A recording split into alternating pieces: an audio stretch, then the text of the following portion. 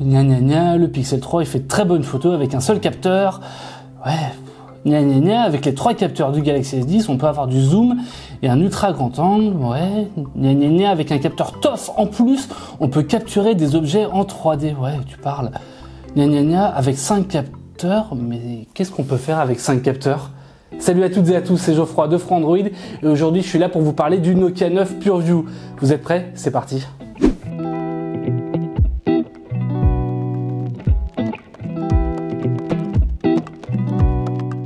Bon alors, le Nokia 9 PureView, on commence par quoi? Est-ce qu'on commence par le design, par les performances, par l'autonomie, par la qualité de l'écran? Comment ça, tout le monde s'en fout? Bah ouais, on va pas se leurrer, le Nokia 9 PureView, il est vraiment là pour une chose, c'est pour la photo avec ses 5 capteurs arrière.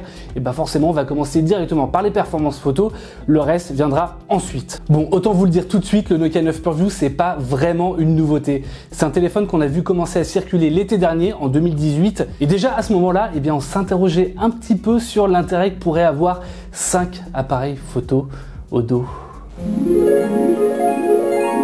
Pour l'instant, on ne sait pas encore à quoi serviront les 5 appareils photo du Nokia 9. Mais qui dit 5 appareils photo dit potentiellement 5 objectifs différents, avec des ouvertures, avec une focale différente aussi. Et donc on pourra avoir droit par exemple à des zooms x2, x3, x5, x10, qui sait. Eh bien autant l'admettre, j'avais tout faux. En fait, techniquement, les 5 capteurs du Nokia 9 PureView sont complètement identiques. On a donc 5 capteurs de 12 mégapixels, avec chacun qui ont des photosites de 1,25 microns et 5 objectifs grand angle équivalent 27 mm avec une ouverture de f sur 1,82.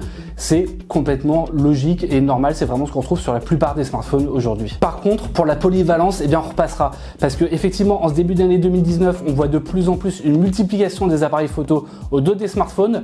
Mais généralement, les constructeurs les utilisent eh bien, pour proposer un grand angle principal, un ultra grand angle et éventuellement un zoom x3, x5, voire x10. Là, on n'a absolument pas ça sur le Nokia 9 PureView, à moins de faire du zoom numérique, mais il est absolument pas fait pour ça. Et comment ça marche tout ça? Eh bien en fait c'est tout simple. L'idée c'est que pour chaque cliché que vous allez prendre avec le Nokia 9 PureView, vous allez prendre en fait 3 photos en noir et blanc, simplement monochrome pour capturer beaucoup plus de lumière, 2 photos en couleur RGB et ensuite le smartphone va cumuler et assembler ensemble ces différents clichés. L'idée c'est qu'avec cette configuration, eh bien le Nokia 9 PureView va être capable d'enregistrer et de capturer 10 fois plus de lumière et donc d'informations qu'un capteur RGB couleur classique. Bon pour le coup tout ça c'est très bien, on l'avait déjà vu un petit peu dans la prise en main, mais est-ce que ça fonctionne? Eh bien, je vous laisse juger. Pour le test, en fait, on a comparé les performances photo du Nokia 9 PureView avec celles du Galaxy S10 dans pas mal de conditions différentes. Dans l'ensemble, faut bien l'admettre, ça rend hyper bien. On a des clichés qui sont très détaillés avec des couleurs très neutres et un mode portrait qui est plus que convaincant. Et ça, c'est même le cas en extérieur, en plein jour, comme en intérieur avec une luminosité qui va être un petit peu plus faible. Dans les photos de nuit, pour le coup, moi j'aime beaucoup que le Nokia 9 PureView, en fait, ils mettent pas des grosses traînées de lumière, il n'y a pas de gros halos lumineux autour des sources de lumière. Et c'est quand même beaucoup plus propre que sur le Galaxy S10. Par contre, ouais, faut bien l'avouer, comme c'est un smartphone qui a pas mal de retard sur les tendances de 2019, eh bien, on a quelques regrets. Par exemple, on l'a vu, il n'y a pas différentes focales, il n'y a pas de zoom, il n'y a pas d'ultra grand angle comme sur les derniers smartphones, il n'y a pas non plus de mode nuit, et ça, c'est assez dommage. Si on veut simuler un mode nuit, par exemple, c'est tout à fait possible, mais pour ça, on va passer par la retouche et la capture en RAW. Pour faire simple, le RAW, en fait, c'est un fichier qui va avoir davantage d'informations qu'une image en JPEG, et donc ça va permettre de faire une retouche qui est à la fois beaucoup plus pointue et beaucoup plus large. Donc, grosso modo, on peut jouer beaucoup plus avec la retouche de luminosité ou de contraste, par exemple, mais également si on veut accentuer le bleu, le rouge ou n'importe quelle couleur, c'est relativement simple à utiliser. Dans les faits, c'est un peu plus chaud. Parce qu'en fait, pour les fichiers RAW, le Nokia 9 PureView ne va pas utiliser les 5 capteurs, mais uniquement le capteur principal. Et donc, c'est un capteur RGB couleur qui va enregistrer forcément 10 fois moins d'informations que les autres capteurs mis ensemble. C'est bête. Et c'est le même souci pour le mode portrait. En fait, on peut retoucher le flou d'arrière-plan ou le flou de premier plan directement dans Google Photos pour les fichiers pris en JPEG. En revanche, c'est pas possible pour les fichiers RAW. Et du coup, c'est dommage parce que le Nokia 9 PureView, qui est pourtant orienté vers les photographes, permet d'enregistrer en RAW. Nokia HMD met vraiment la communication là-dessus. Mais pourtant ça apparaît un peu comme un gadget. Et tout ça c'est vraiment dommage parce qu'en fait le Nokia 9 PureView a de très grosses qualités. Il arrive même, on l'a vu, à tenir tête au cador du genre en photo sur smartphone. Mais on a vraiment l'impression que les choses ont été faites un peu à moitié et tout ça c'est même sans parler du principal défaut pour la photo sur le Nokia 9 PureView, sa lenteur. Autant sur l'ensemble du système, le Nokia 9 PureView il s'en sort très bien, il est fluide dans les jeux, il est fluide en navigation, il n'y a absolument aucun souci.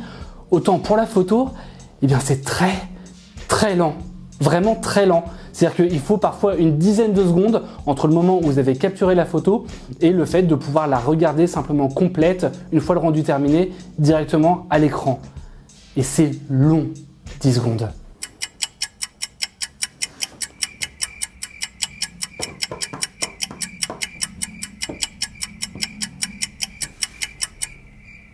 Vous voyez, c'est très long 10 secondes. Et encore, ça peut être encore plus long quand vous prenez plusieurs photos d'affilée et qu'il y a plusieurs images à traiter. En principe, c'est une puce dédiée qui est développée directement par la Startup Lite qui s'occupe du traitement des photos. Sauf que dans les faits, on ne peut pas s'empêcher de penser que le Snapdragon 845, qui est vieux d'1 an et qui équipe le smartphone, il n'aide pas vraiment à accélérer la cadence. On aurait aimé que Nokia fasse un peu comme tous les smartphones sortis en ce début d'année pour le haut de gamme, il équipe directement le Nokia 9 PureView du Snapdragon 855. Et c'est la même chose pour l'autonomie. On sait très bien que la photo, ça fait partie des usages les plus énergivores sur un smartphone. C'est vraiment ce qui va consommer le plus de batterie.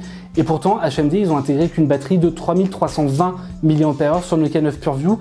C'est assez peu et avec ça, on a vraiment du mal à tenir jusqu'au bout de la journée. C'est assez frustrant. Heureusement, on a quand même une compatibilité Qi pour la recharge par induction.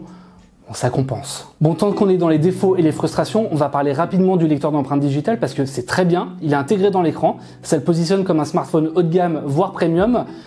Sauf que ce serait mieux s'il n'y avait pas besoin d'appuyer 3 ou 4 fois systématiquement pour déverrouiller son smartphone. Et c'est vraiment dommage parce que le smartphone il est bourré de qualité. On a un superbe écran AMOLED Quad HD+, qui fonctionne très bien, qui est très juste au niveau de la colorimétrie. Il n'y a pas d'encoche, les photos on l'a vu, elles sont magnifiques. Les performances dans les jeux, elles sont excellentes.